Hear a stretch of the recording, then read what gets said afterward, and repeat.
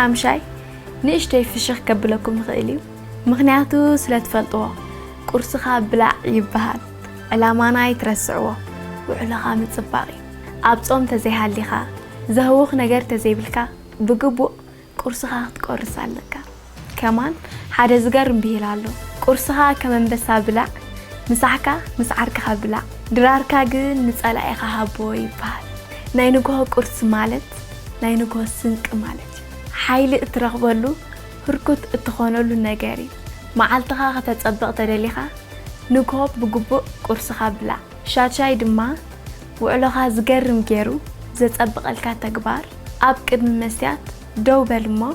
ነፍስኻ ተዛረቦ ሓደ ጊዜ ኣብ ጎንኻ ደው ዝብሉ ሰባት ኩሉ ጊዜ ኣየባራትዑኻን እዮም ኩሉ ጊዜ ኣይድንቑኻን እዮም ሓንጎልካ ድማ ዘድንቆ ዘባራትዖ ኩሉ ጊዜ ኣጆኻ ዝብል ይደሊ መኪና ነዳዲ የድልያ ኩሉ ጊዜ ነዳዲ ተወዲኣ ትንቀሳቐስን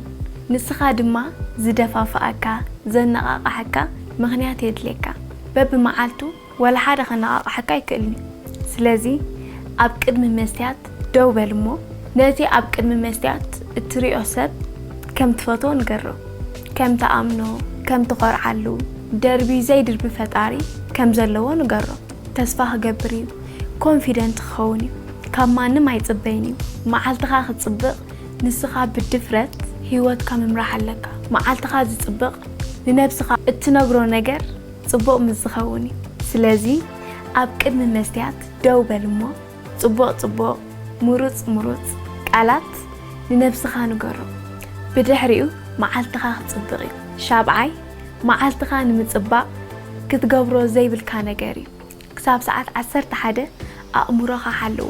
እንታይ ማለት መስለኩም እንተኽኢልካ ዜና ብፍጹም ኣይትስማዕ ወልፋ ኣለኒ ግድን ምስማዕ ኣለኒ እንተኢልካ ግን ክሳብ ሰዓት 11 ምስማዕ የብልካን ንግሆ ዘራእካዮ ሙሉእ መዓልቲ ስለተዓጽዶ ንግሆ ሕማቕ ነገር ምስማዕ የብልካን ዜና ድማ ከም ንፈልጦ ጽቡቕ የብሉ ስለዚ ግድነት ተዘይኮይኑ ኣይትስማዕ ሶሻል ሚድያ ኣይትኽፈት ምኽንያቱ ኣእምሮኻ ኣብዚ ሰዓት እዚ ብጣዕሚ ኣክቲቭ ዝኾነሉን ቁልጡፍ ኣተኩሮ ዝገብረሉን ሰዓት ስለ ዝኾነ ቻት ኣይትግበር ቴሌፎን ኣይትደውል ንስራሕ ተዘይኮይኑ ስልክኻ ኣይትጠቀመሉ ንምንታይ መስለካ መዓልትኻ ብጣዕሚ ጽቡቕ ጌሩ ዘጸብቖ ፈርስት ኢምፕሬሽን ወይ ድማ ንግሆ እትገብሮም ነገራት እዮም መዓልትኻ ዝቕይሮ ናይ ምሸት ደኽመካ እዩ ሓይሊ የብልካን ፀሓይ ኣሎ ሙቐት ኣሎ ሽዑ ክድውል ትኽእል ኢኻ ሽዑ ዜና ክትሰምዕ ትኽእል ኢኻ ንግሆ ግን ኣይትግበሮ ከበድቲ ስራሓት ክትሰርሓሉ እትኽእል ቫይብራንት እትኾነሉ ንቑሕ እትኾነሉ ሰዓት እዩ ክሳብ ሰዓት 11 ዘሎ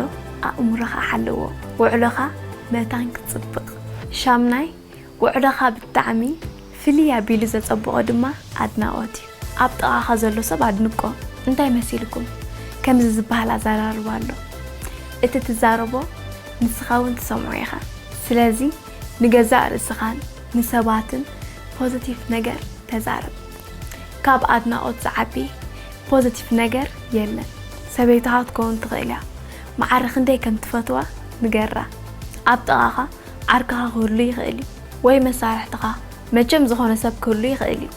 ጽቡቕ ነገር ርኢኻ ብዛዕባኡ ንገሮ ጽቡቕ ስምዒት ክበካ እዩ ንሰባት ባዕሉ ሕጉሳት ምስ ዝገብሮም ንሰባት ሕጉሳት ምስ ትገብሮም ንስኻ እውን ተመሊስካ ሕጉስ ኢኻ ትኸውን ከም ዝበልናዮ ሓጎስ ኣብ መሃቢ ዘሎ ንሰባት ዝኾነ ነገር ካብ ትገብረሎም ምስ ተድንቖም ዓብ ህያብ ከም ዝሃብካዮም እዮም ዝቖፅርዎ ኣድናቖት ጽቡቕ ስምዒት እዩ ዝፈጥር ኣብ ናይ ደቂ ሰባት ልቢ ምስ ተድንቖም ንዓኻ እውን ደስ ዝብለካ መዓልትኻ እውን ይጽብቕ እቲ ደስ ዝብለካ ድማ ፖዚቲቭ ኢነርጂ ወይ ከዓ ጽቡቕ ሓይሊ ይወራረስ እዩ ናባኻ ይሓልፍ ብዝተኻእለካ መጠን መዓልትኻ ብፍጹም ብጭቕጭቕ ወይ ድማ ብምምራር ከይትጅምሮ ኣድናቖትካ ንሰባት ምግላጽ መዓልትኻ ብጣዕሚ እዩ ዘጸብቖ ታሽዓይ ድማ ደስ ዝብል ውዕሎኻ ዘጸብቕ ነገር እዩ ፍሽኽ በል እንታይ መስለካ ሓደ ጊዜ ወላ ሓንቲ ዘስሕቕ ዘየለኽ ንሱ ፍሽኽ ምስ ትብል ናይ ኣካላትካ ባዮ ኬሚስትሪ ይቕየር ብሓንሳብ ጽቡቕ ነገር ምሕሳብ ትጅምር ፌክ ኢት until you make it انتي مالتيو حق خساب زخون كساب تسرحو أمسلو يبال سوق إلكا في الشغبر دحريو نايبا حق أنا حقو السمعي كقاطع تركي نبعلخات تغير حقو استخون معالتخا كغير جمر نقابلنت حادي سوازا مزنقركا مجمرات سحق قال أي جزي اتوازا ترقي ملكا في الشخ تبل سالساي جزي ترقي ملكا جن أي تسحقنيخا انتي خاتبل السبزي قال علال سينو دي خاتبل انتي مسلكا أبي هوتكا بحان توازا سلسة جزي تزي سحقكا نمنتاي إخا بحادة قداي سلسة جزي تمار بزوح جزي تحرق تباساجو تمارر نمنتاي إخا إنا دقاقم كاتجناق محقواس تلكا شح جزي تحقواس نمنتاي شح جزي تجناق هيوتكا مغيار متصباق متعرراي معالتخا متصباق انت لليخا في الشغبر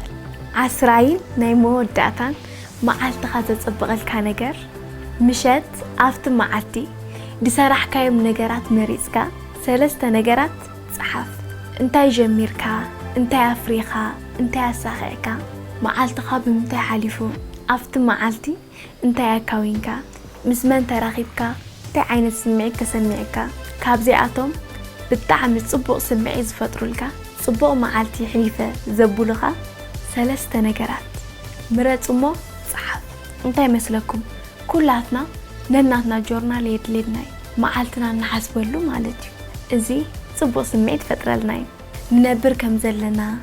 نحسب إن عبنا خمزخونا يسمعنا نود سب صبق سمعي كاز فترة للنجارات حادة مع بابي زباخة نسب كل جزء سمعيته ندحيتي زقطت بقى زخون استصبر سمعيتي زلو باخينا سبعتنا تغير يوم اندات لوات يوم أنا جن أبزر لخو إزر لخو إلون تحاسبو ود سب